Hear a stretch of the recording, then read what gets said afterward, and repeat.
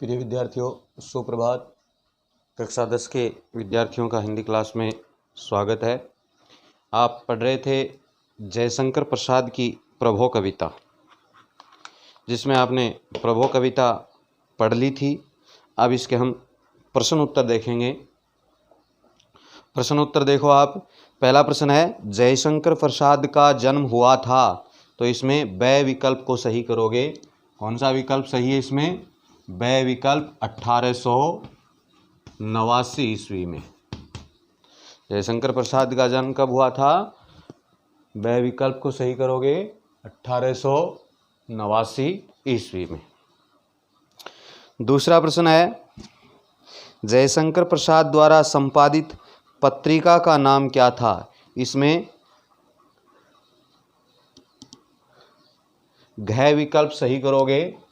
घ विकल्प सही है इसमें। इंदु पत्रिका का क्या है, उन्होंने संपादन किया था। तीसरा प्रश्न है, जयशंकर प्रसाद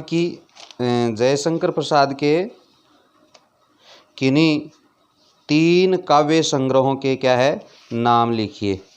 3 काव्य संग्रह, बहुत से उनके काव्य संग्रह आए हैं, जिनमें से कोई 3 के क्या है आप नाम लिख सकते हो।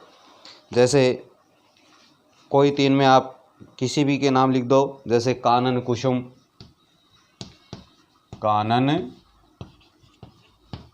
कुसुम एक हो गया, कानन कुसुम। दूसरा प्रेम पथिक,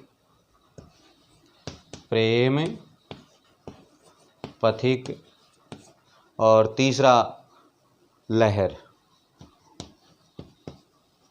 ये 3 क्या है इनके काव्य संग्रह। फिर है, ईश्वर की प्रशंसा का राग कौन गा रहे हैं? तो ईश्वर की प्रशंसा का राग तरंगमालाएं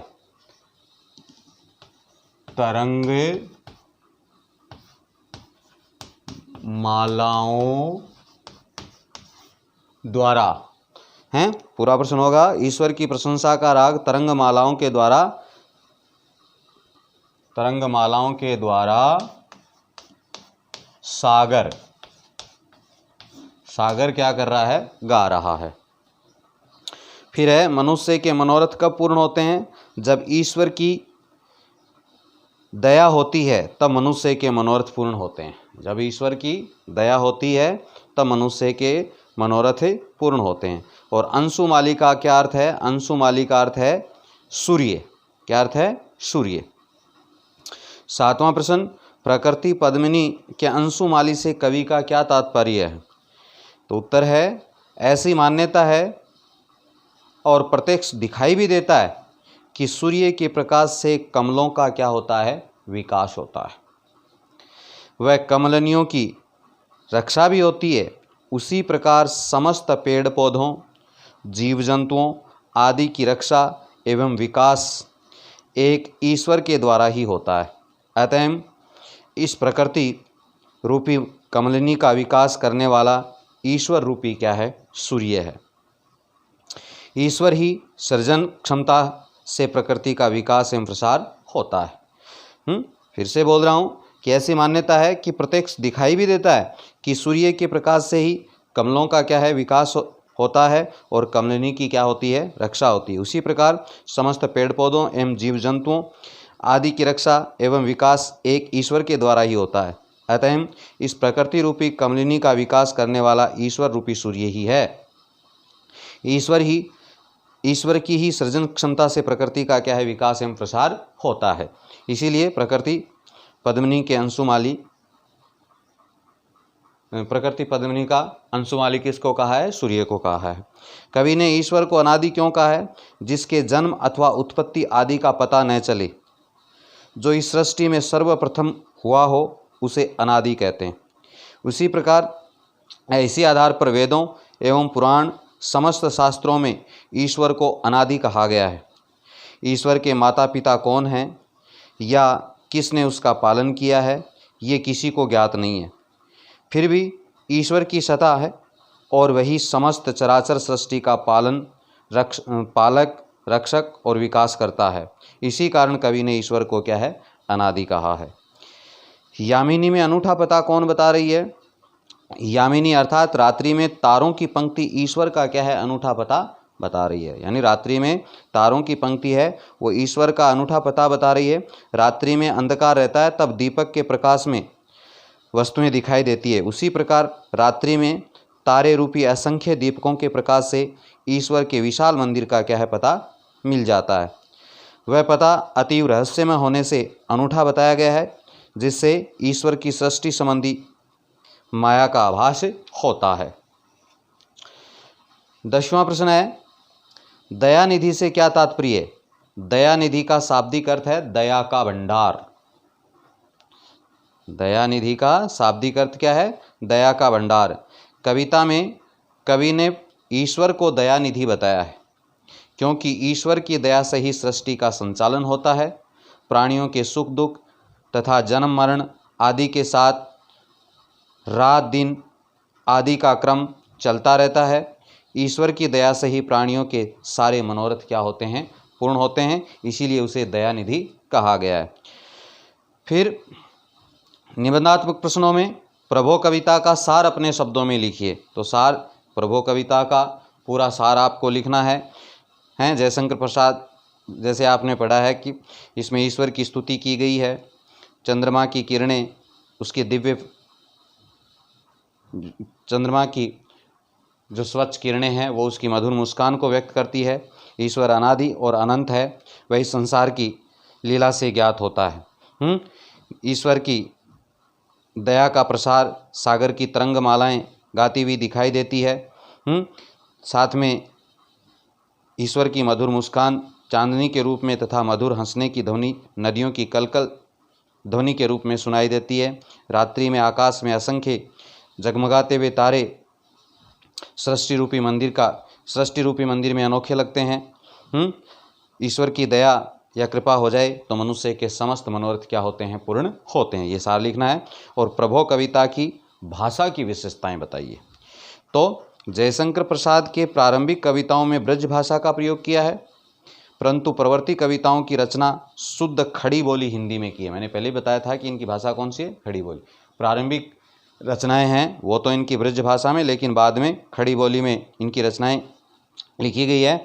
प्रसाद की भाषा की यही विशेषता है कि इसमें भावाभिव्यक्ति की मधुरता एवं भावात्मकता के अनुरूप संस्कृत निष्ठ शब्दों यानी संस्कृत निष्ठ तत्सम शब्दावली का प्रयोग अधिक हुआ है।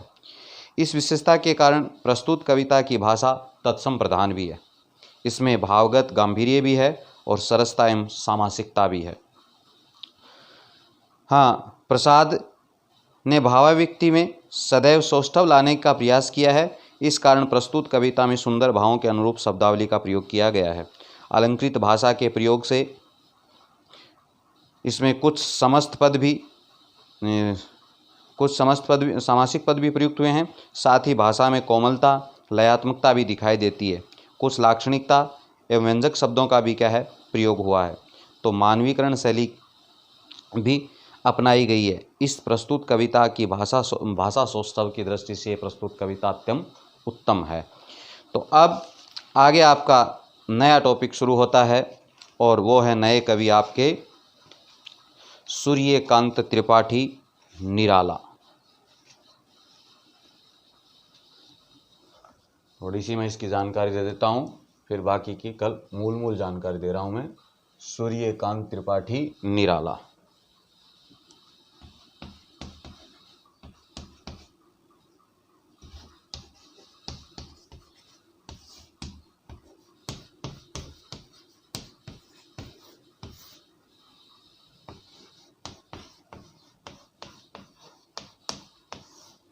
निराला इनका साहित्य जगत में उपनाम है और मूल नाम इनका सूर्यकांत त्रिपाठी निराला।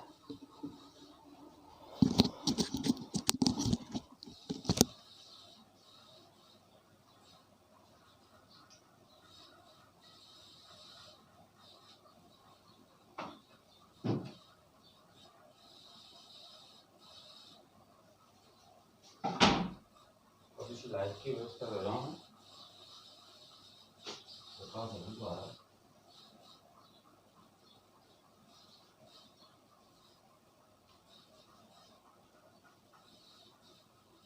सूर्यकांत त्रिपाठी निराला। साहित्य जगत में निराला के उपनाम से क्या है ये जाने जाते हैं। और छायावाद के जो 4 कवि मैंने बताए थे प्रमुख, महादेवी वर्मा, पंत, निराला और प्रसाद, तो ये भी छायावाद के क्या हैं कवि हैं। कौन से काल के? छायावाद के क्या हैं ये प्रमुख कवि हैं। और इनका जन्म वसंत पंचमी को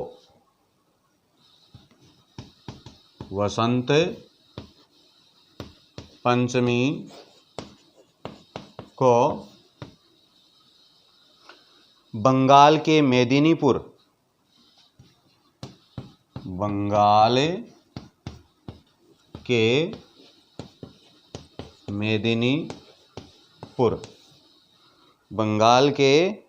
मेदिनीपुर जिले में हुआ था। मेदिनीपुर जिले में, और 1896 ईस्वी में उनका जन्म क्या है होता है। 1896 ईस्वी में कहाँ? वसंत पंचमी को बंगाल के मेदिनीपुर जिले में 1886 में इनका जन्म होता है। इनकी औपचारिक शिक्षा हाई स्कूल में हुई थी और उसके बाद हिंदी, संस्कृत, बांग्ला इनका अध्ययन इन्होंने स्वयं किया था। 3 वर्ष की अवस्था में इनकी माता का देहांत हो गया था।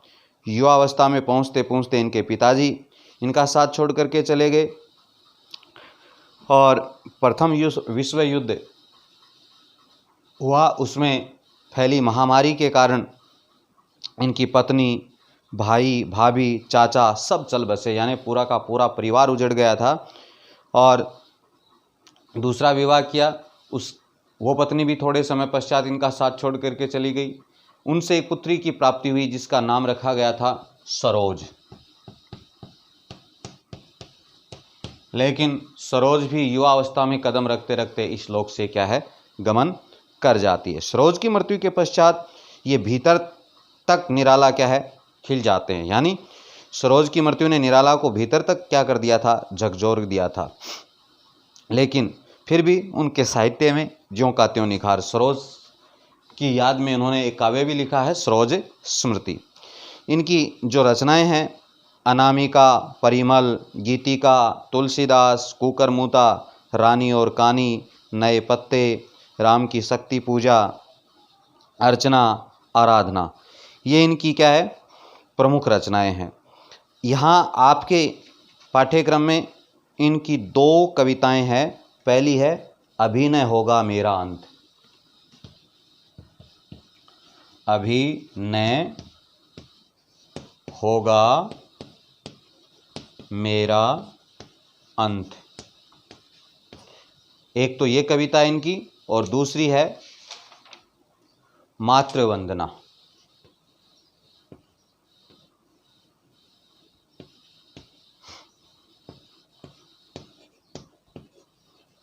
मातृवंदना, ये 2 कविताएं हैं इनकी। मातृवंदना कविता में राष्ट्र प्रेम मुखरित हुआ है और अभिनय होगा मेरा अंत जीवन की युवावस्था को क्या करती है, अभिव्यक्त करती है। तो ये दोनों कविताएं हम क्या है कल पढ़ेंगे। साथ में निराला का जो परिचय है वो कल पढ़ेंगे। आज के लिए इतना ही, धन्यवाद।